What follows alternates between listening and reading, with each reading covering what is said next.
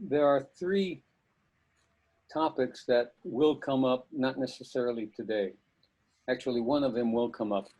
I don't know if you've been listening to what Macron from France has been saying about the criminality of the Arab migrants, but he's in a bit of political trouble with Islamic states, and the Erdogan from Turkey is trying to interpret Islam for France, and France needs interpretation of Islam.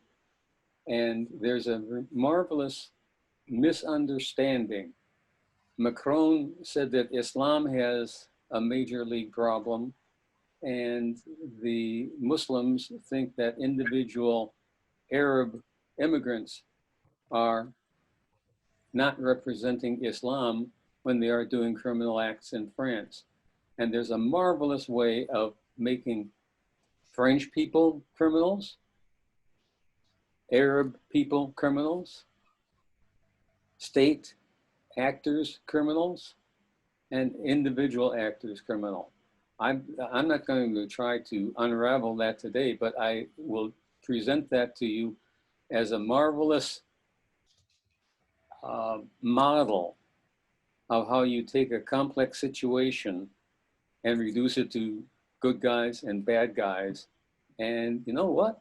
It just doesn't work. It doesn't work well. If you've got someone brainwashed enough to say that that's a bad guy and that's a good guy, it works fine for propaganda. It works terribly for understanding historical situations. And the reason I say that is it comes up, it has to do with what Ani is dealing with now in terms of the state, what you say about a group. It has to do with what David Duke had to deal with. It has to do with what Tom Cobb occasionally will have to do with. And I have no intention of trying to resolve that. I have every intention of trying to describe an historical situation in complicated historical terms. That won't satisfy either side, but it might clarify some historical issues. But we're not going to do. I never did get to finish my history of Judaism and Jews. We got up to some kind of a break point around 1750 or so, and the pandemic came and a number of other issues came up, and I didn't get to finish, but it's absolutely crucial for understanding, in certain respects, Ani's situation, and in certain other respects, the whole problem of what is called anti-Semitism, what is real anti-Semitism, and what certain Jewish leaders want to call anti-Semitism. Three different categories. So I'm not going to try to deal with that today, but I want you to know that it's on the agenda. The agenda item for today really has to do with the pandemic and what the government has done with it. And I've done substantial research on it, and I'm very pleased with what I have subsequently found out. I'm going to check participants and find out if there's anyone waiting to be admitted, and there is not as yet.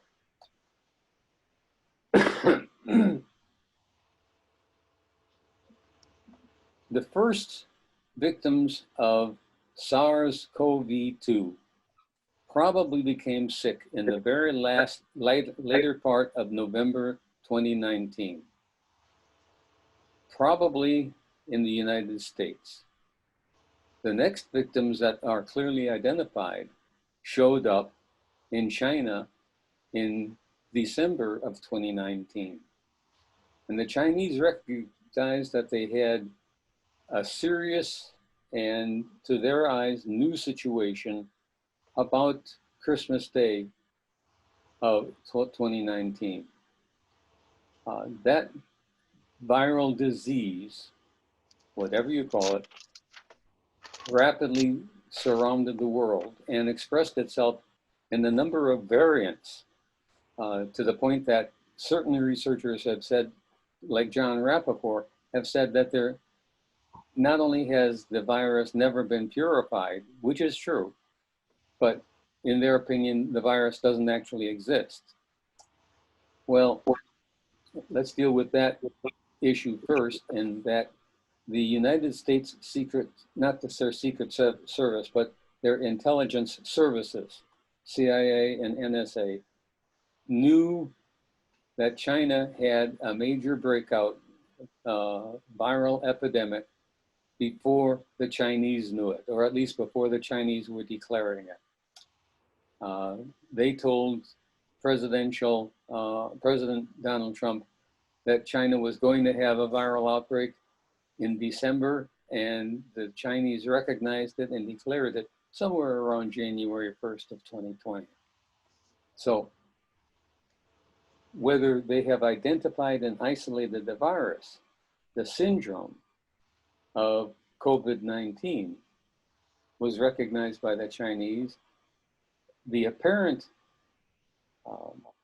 agent causing this disease has many variations. You look at, as one example, one of the better physicians who is head of a hospital in Marseille, France, says that according to his virologists, the original SARS-CoV-2 is no longer circulating in Marseille, but they've got 5 different variations of that virus currently circulating in Marseille, so that they can identify the children and grandchildren and great-great-grandchildren of the original virus. But as far as the epidemic is concerned, the original virus is no longer part of the problem. It's their grandchildren that are part of the problem. So the syndrome very definitely exists. Whether the reporters who say that it doesn't exist, their evidence is less than convincing, even though there is substantial evidence that the purification techniques are woefully inadequate. What I'm trying to say in all of that is that we have a real health situation here. And because of inadequate information and a substantial amount of false information, the water is very, very muddied as to the exact nature of this virus. But the syndrome is unique, even from a health point of view. The syndrome starts out with something like the cold with aches and runny nose and sneezing and some breathing problems. That's the initial phase. But the next phase is cytokine storm, which involves edema of the pulmonary, of the lungs, so that you accumulate fluid in the lungs. You have shortness of breath. You have substantial lowering of your blood oxygen concentration. And that's where the lungs have become primarily infected with the virus. Now, that stage leads very quickly, within a few days, to what is called cytokine storm, where your body or mine tries to fight the infection with all kinds of inflammatory attacks, basically trying to drive the infection underground or destroy it with the chemical means that the immune system has. Cytokine storm is a common pathway.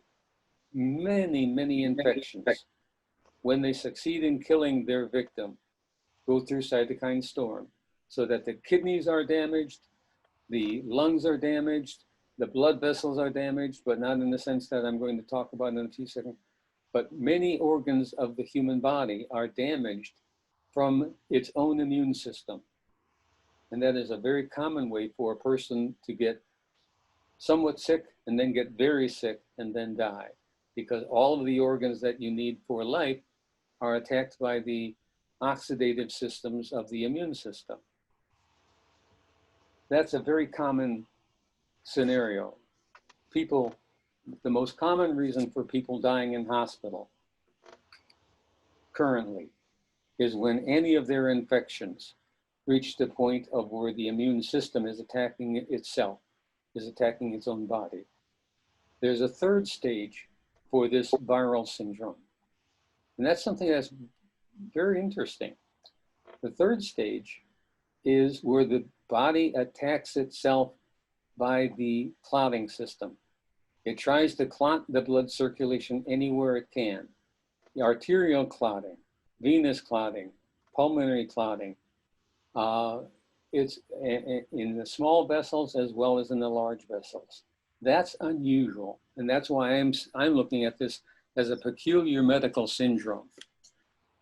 So whatever people say about the actual existence of the virus, I'm going to insist that the syndrome is real. And I want to point out that monies that Dr. Fauci controlled went into the research triangle in North Carolina and into the Wuhan experimental laboratory to create this A virus. He funded, or funds under his control, funded what are called enhancement or potency enhancement factors, so that they would take a virus and experimentally modify it, either chemically or biochemically, to see if they could increase its efficiency, to make, for example, the common cold worse, to make, for example, bacterial pneumonia worse. And the very fact that this virus has a third phase to it that goes well beyond the cytokine storm suggests to me that the researchers that Dr. Fauci was paying succeeded. But now we are dealing with the end results of that success. So I'm telling you that whether they ever successfully isolate the virus or not, which they won't because it appears to be mutating so quickly, the syndrome that the virus creates definitely does exist. The American government has reacted to this syndrome created by the virus by saying, stay at home. They have done it basically with attempting to control the spread of the virus and not doing anything with the victim of the virus until he or she needs hospitalization. Well, physicians who are practicing day in and day out almost literally went ballistic. There are other countries that are treating in a variety of fashions the victims of this virus, but the American system has been told by its government basically to keep the patient comfortable and to keep him or her safe until they need hospitalization. And then they'll go to the hospital and get supplementary oxygen and whatever experimental meds that the current administration thinks are necessary. The physicians from around the world, including the Chinese, started using hydroxychloroquine and chloroquine. They used intravenous ascorbic acid for the severe cases, and they had remarkable success. The French, when they could, used hydroxychloroquine and zinc, which is absolutely essential in fighting this virus. The United States has twice the level of deaths per capita than almost any other country in the world. And it's because they have failed to institute early treatment for the virus. And Dr. Fauci and his colleagues have refused permission or strongly discouraged use of hydroxychloroquine. And we'll get to that in a moment. I want you to know that there are forms of home treatment, that quinine, ivermectin, and several antiparasitic medicines have been used in various places to effectively treat this disease early while they're still in the pulmonary, runny nose, sneezing stage. And a good deal of that will be included in the home care pamphlet that I will email to you. There are 3 websites where you can get additional information. And Dawn, I'll send these to you, but I can say them slowly. Speakwithnmd.com. No dots, no dashes, no periods, no spaces. Speakwithnmd.com. The other one is aapsonline.org. aapsonline.org. Oh, there's a slash after that, Dawn, I'm sorry. In large measure, the third source is doctorsdon'tfearcovid.com. doctorsdon'tfearcovid.com. And again, no dashes, no dots, no I's before .com. All of these basically are non-governmental agencies that are trying to give the public useful information, since the public is being essentially useless. I visited with my personal physician yesterday, and she's very intelligent, very nice lady, and absolutely committed to the governmental approach. I've come to the conclusion that there are some people who cannot change their mind, but be that as it may. Zinc is essential, as all of you who have been chatting with me before. There are other agents. I think I mentioned multiple antiparasitics. Quinine may be effective, and quercetin, Quercitin.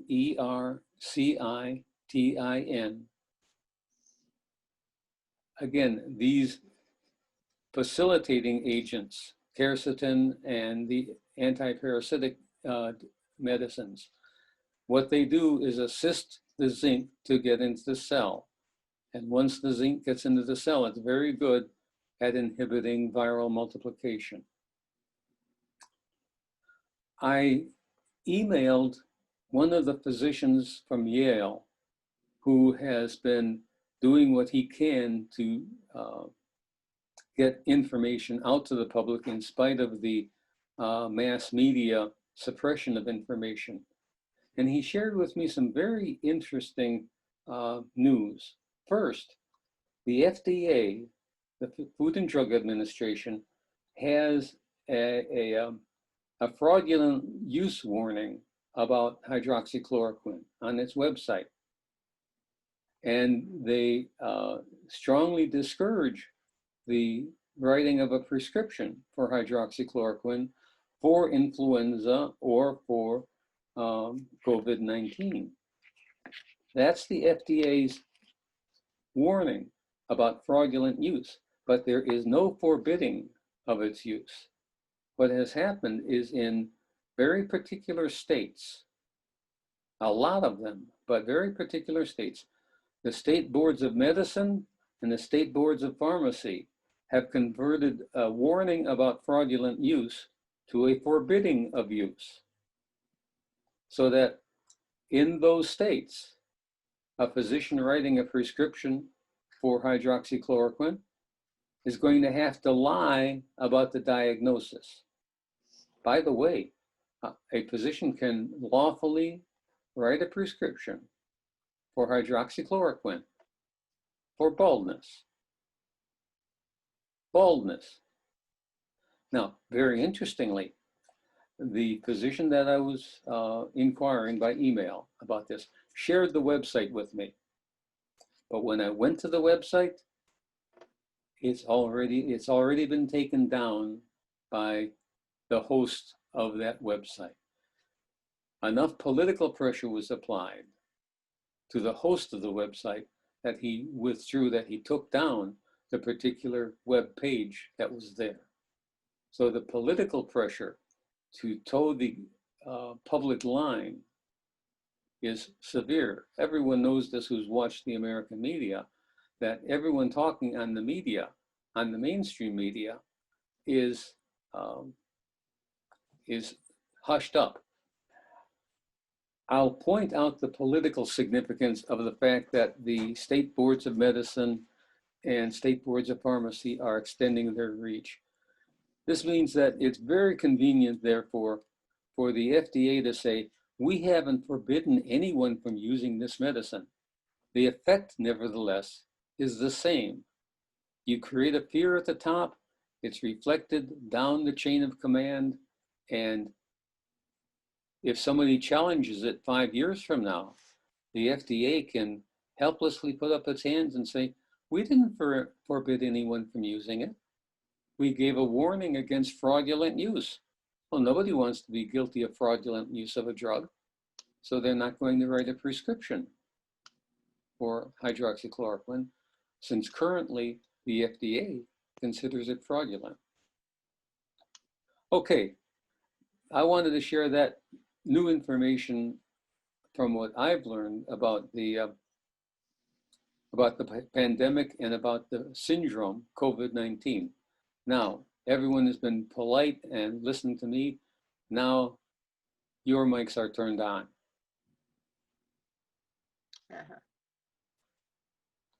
Let's put it this way. Since there is not a rush to speak, I'm going to stop the recording